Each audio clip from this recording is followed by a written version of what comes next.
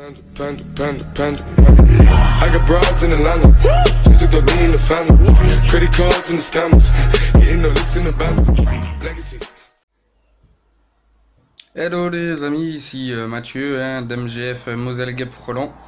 Alors aujourd'hui je reviens vers vous puisque j'ai posé des pièges et j'ai donc trouvé un Vespa Crabeau en miettes ainsi qu'une petite guêpe poliste, une fondatrice.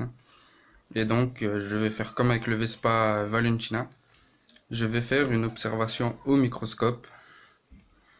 Et si vous trouverez ça, et en plus ce qui est super, c'est que le Vespa Crabeau et la poliste ont le dard qui est sorti, donc on va pouvoir examiner qu'est-ce qui vous pique. Alors ici on a la poliste au bout de mon doigt, et là on a les morceaux du Vespa Crabeau, comme j'ai dit. Là, on voit très bien au bout de mon doigt le dard qui est sorti de l'abdomen. Là bon, le thorax il lui reste une aile et il est complètement défoncé quoi, il a dû se faire becter par un oiseau. Là il reste la tête. Bon, il n'y a plus d'antenne, il n'y a plus rien. Bon, je vous propose qu'on se retrouve juste ici avec les observations microscopiques, et puis là-dedans le petit Vespa Valentina en résine que je vous avais montré. Et voilà, donc bon, on bascule sur l'ordi et on se retrouve en vision microscopique de ce beau petit monde.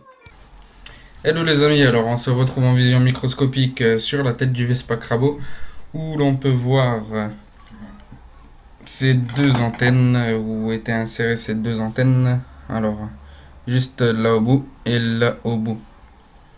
Ici étaient les deux antennes. Donc voilà. On peut le voir que sa peau n'est pas aussi lisse qu'on le prétend. Parce qu'on dit à quoi on reconnaît une abeille d'une guêpe. Alors la guêpe n'est pas poilue, donc ne peut pas polliniser. Mais une abeille, elle, est extrêmement poilue, ou un bourdon est extrêmement poilu afin de recueillir le pollen. Et là on voit les parfaites petites mandibules. Alors, je vais essayer de rajouter un petit peu de lumière. Non. Bon. Faire un petit zoom si on peut, non, l'autre sens, voilà. Donc on voit bien les mandibules, c'est des espèces de petits crochets qui vont tout déchiqueter quoi. Là, hop, ses yeux, on peut le voir qu'il y a des petites stries dans l'œil. Et donc là au-dessus du crâne on retrouve les trois petits yeux au milieu des deux gros yeux. Donc maintenant je vous propose qu'on passe sur la vision de l'abdomen avec le dard, afin qu'on voit le pic du dard. Alors hop, voilà, hop là, et voilà. Là on a vraiment le dard du frelon. Je vais essayer de zoomer un petit peu plus. Alors hop, hop. Et voilà l'aiguillon qui va vous injecter le venin.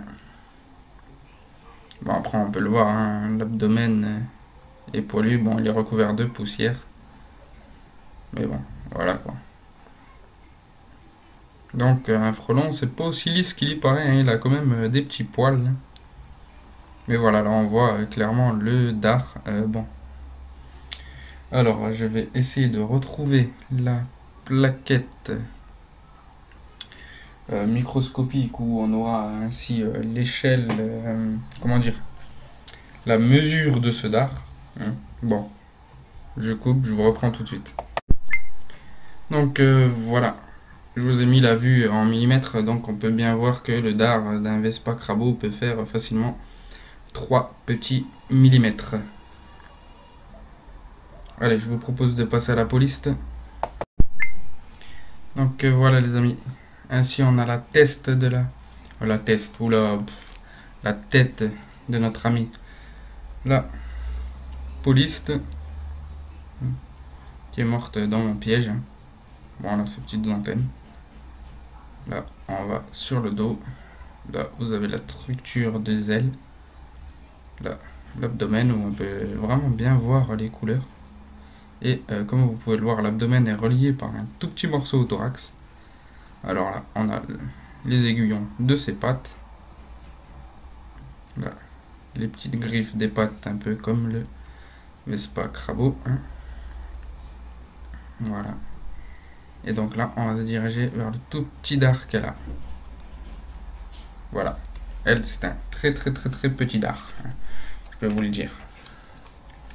Hop, on va essayer de mettre la vue microscopique. Désolé, hein, on ne voit pas grand chose. Mais voilà. Son dard fait à peu près 3 microns. Donc voilà quoi.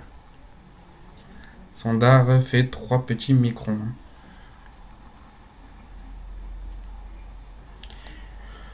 Bon bah écoutez, c'était tout pour moi. Bon bah voilà, hein, c'était tout pour moi, Math MGF. Écoutez, si je trouve d'autres frelons ou quoi, n'hésitez pas ou même si vous en trouvez, hein, n'hésitez pas à me le faire savoir.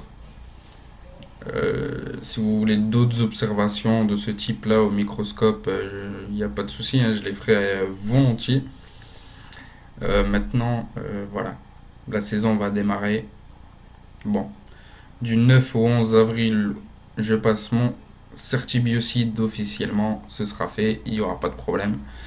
Et on pourra attaquer la saison de plus belle. Bon, j'ai déjà 2-3 petits appels qui me disent ouais, je commence à avoir des guêpes qui tournent autour de chez moi. Mais malheureusement, dans le métier sans certibiocide, vous ne pouvez pas acheter les produits. Donc pour l'instant, voilà, je suis un peu en stand-by. Donc vous inquiétez pas, des vidéos de nid de frelons, de nid de guêpes, des vidéos d'un peu tout et n'importe quoi, vous en aurez. Il n'y a vraiment pas de soucis, ça va venir les amis, ne vous inquiétez pas avec ça. Sur ce, soyez sages, mais pas trop, et à bientôt.